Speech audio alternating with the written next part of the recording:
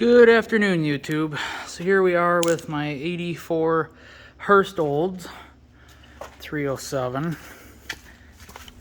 Dad proceeded to rebuild the carburetor after I rebuilt it, and it seems like maybe it's better a bit. I just still think this carburetor is very problematic, but that's just me.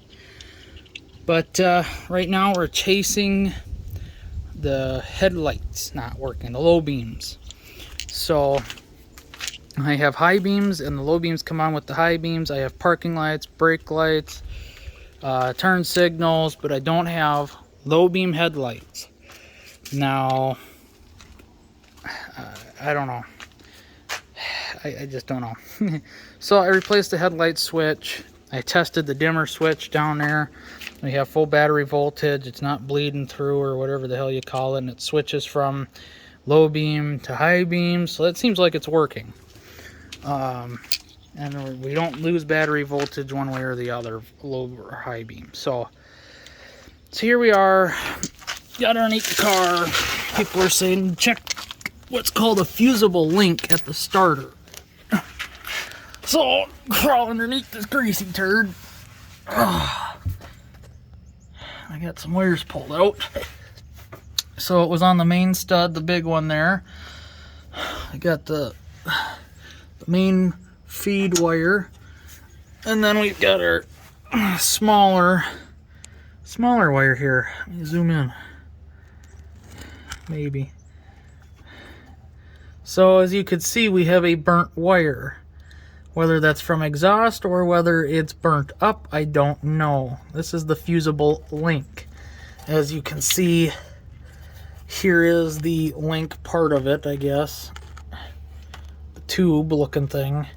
That goes to a red wire. From what I'm told, the red wire, there's two red wires, and I don't remember which one. I think one's ignition and one's headlights.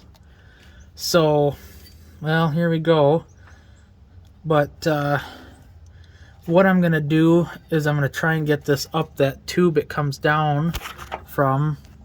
And we are going to just replace this wire and with a regular piece of wire. And then up top, I'm going to put a fuse so I don't have to crawl underneath the car if I ever have a short or something. I could just pop a new fuse in it and call it a day. Whereas you gotta get underneath the car, frick with all this wiring, replace the fusible link, yada yada yada yada. So that's what we're doing. And the more I look at this thing, the more I think, well, this thing's got about 130,000 miles, not 30,000. So and the frame's still solid as a rock. It's still very, very, very nice.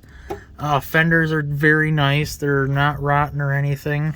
So it was well kept, but I think she's got some age to her. It's either that or, you know, when the idiots that stole this car and when they swapped the transmission out, they probably swapped the engine out too. Here's my guess with some junkyard engine. But I mean, that's not factory. So, you know, I don't know what to believe. Yeah.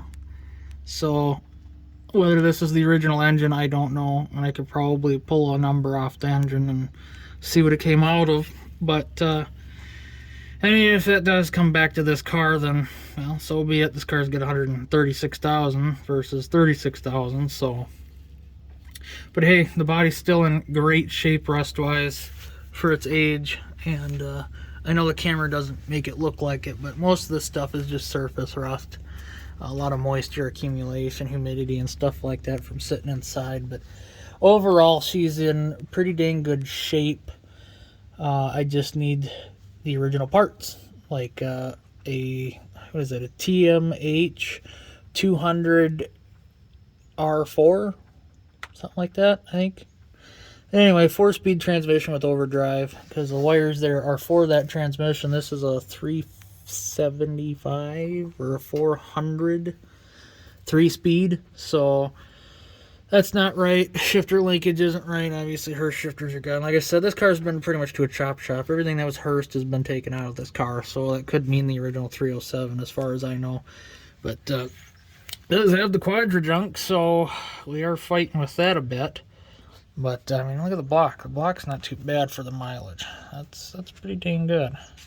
So, you know, I just don't know. This thing's sat in kind of untemperature controlled environment for the last 28 years.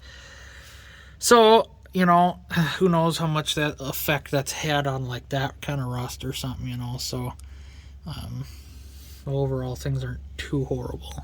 So, anyway, I'm going to get this wire up, see if I can get that replaced, see if my headlights work, and go from there. So, just figured I'd bring you guys along on this fun little adventure of figuring out why my low beam headlights don't work. So, and all right, thanks for watching. God bless.